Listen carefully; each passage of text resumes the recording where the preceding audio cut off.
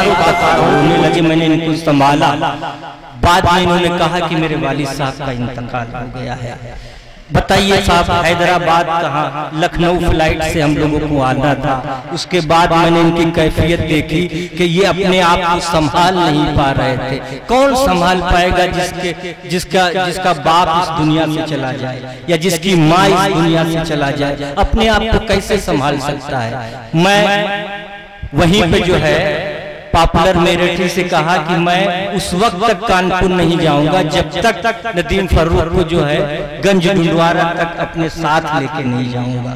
मैं साथ साथ गया, इनके वालिद साहब की तदफीन में शिरकत की और इनसे कहा कि देखिए ये एक दिन सबको देखना है, बारी बारी सबको जाना है। आप उनके लिए दुआ कीजिए, उनके मग़फ़िरत के लिए दुआ कीजिए। अल्लाह उनको जो है जन्नत में ऊंचा से ऊंचा मकाम अता फरमाए। ये अपने आप जो है थोड़ी देर के लिए जो है संभले। मस्जिद में कुरान खानी हो रही थी, उसमें शिरकत की हम लोगों ने। आखिरी शेर आपकी खिदमत में इस हवाले से पेश कर रहा हूं कि ये जो हमारी नई नस्ल है इसको बहुत खबरदार रहने की जरूरत है। बड़ी खूबसूरत खूबसूरत अभी मुझसे पहले यहाँ तकरीरें हुई हैं, मगर उन तकरीरों का जो है रिश्ता सिर्फ यहाँ तक है।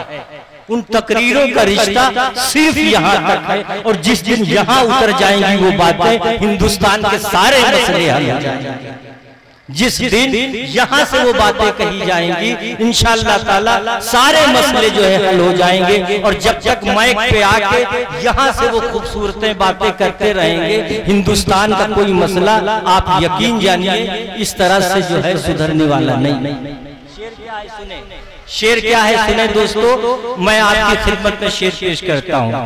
एक मौजूद की ना खुदाई करती है,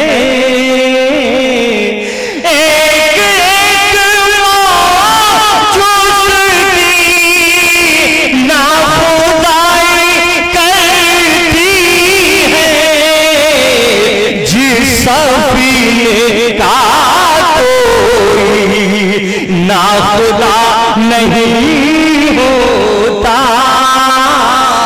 जिस सफीने का कोई।